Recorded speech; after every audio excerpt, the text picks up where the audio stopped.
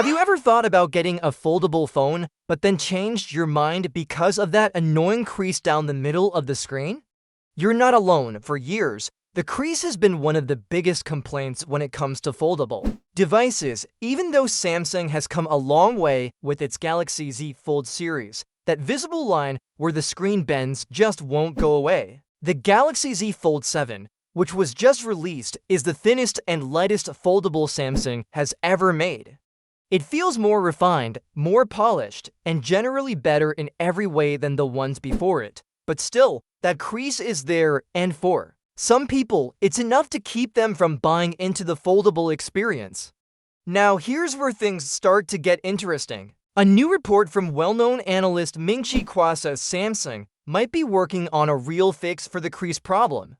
According to him, the upcoming Galaxy Z Fold 8 could feature a brand new type of display plate made from metal and drilled with lasers. This design could allow the screen to bend more smoothly without putting all the pressure on a single line.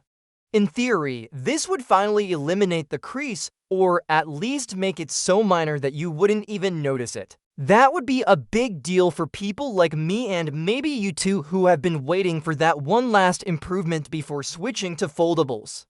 What makes this rumor even more exciting is that the panel might be made by Fine Tech, a South Korean company, and they may also be supplying the same display to Apple for their first foldable iPhone, which is expected to come out in 2026. If both Apple and Samsung are working on this new kind of screen, that tells us something important. A crease-free future might actually be closer than we thought. Of course, there's a catch. These new panels are more expensive than the one Samsung uses now, which could mean a higher price tag for the Galaxy Z Fold 8. We don't know if Samsung will absorb that extra cost or pass it on to the customer, but chances are the price could go up. Still, if you've been holding off on getting a foldable because of the crease, you might be okay paying a little more for something that finally looks and feels seamless. Another fun detail is that Samsung might not stop there. Some leaks even suggest that the company is also working on a tri-foldable phone, which could be even more flexible and open up like a brochure. That's something we'll probably hear more about in the near future. As for me, I've personally avoided foldables for one reason: the crease. Some users say you get used to it, and maybe that's true, but I know it would bother me every time I touch the screen. That slight dent just feels out of place on such a high-tech device.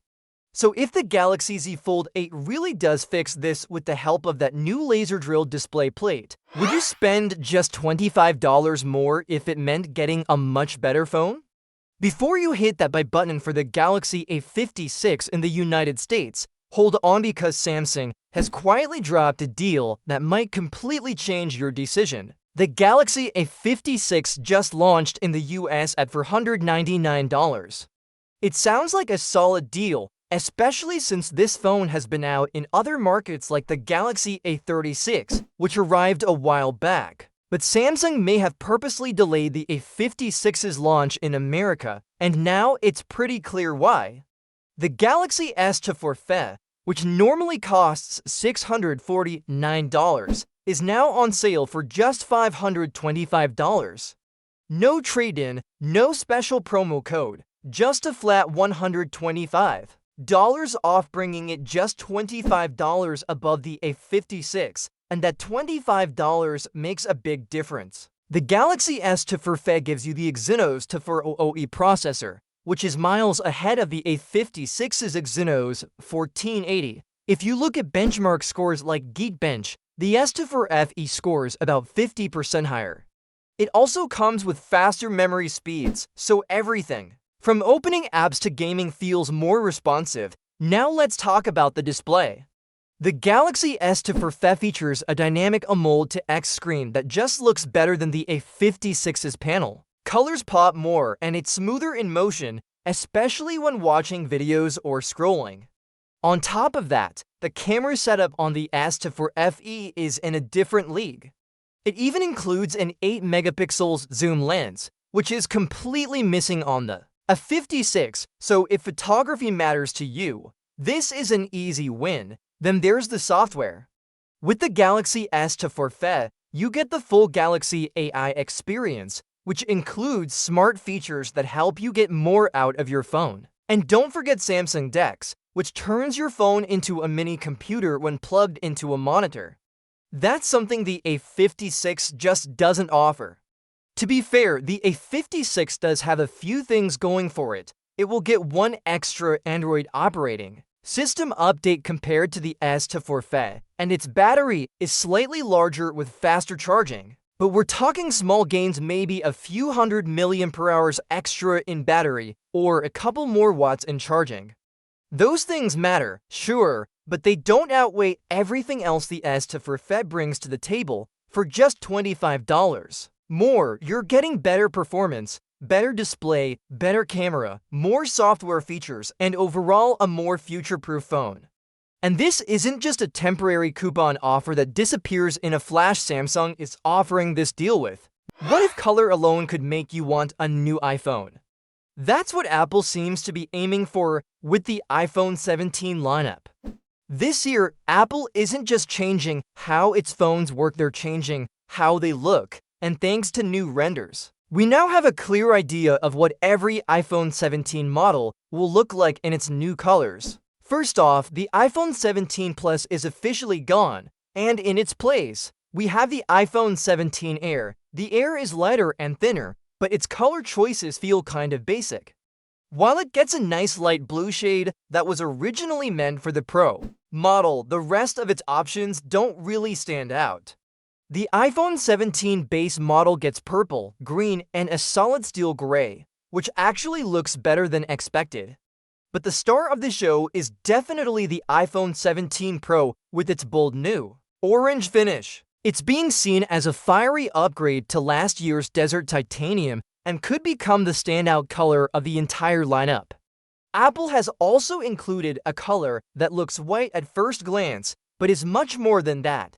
This is likely the new liquid glass color for the Pro, designed to reflect light in different ways depending on the angle, similar to what iOS 26 is doing with its updated user interface. This subtle shine and shift in tone gives the phone a premium feel that changes based on how you hold it. Apple is calling this design style liquid glass, and it's expected to be one of the most noticeable changes this fall. The iPhone 17 lineup clearly has something for everyone, at least visually, but there's a catch. The iPhone 17 Air, while slim and stylish, reportedly has a very small battery, even less than previous Plus models.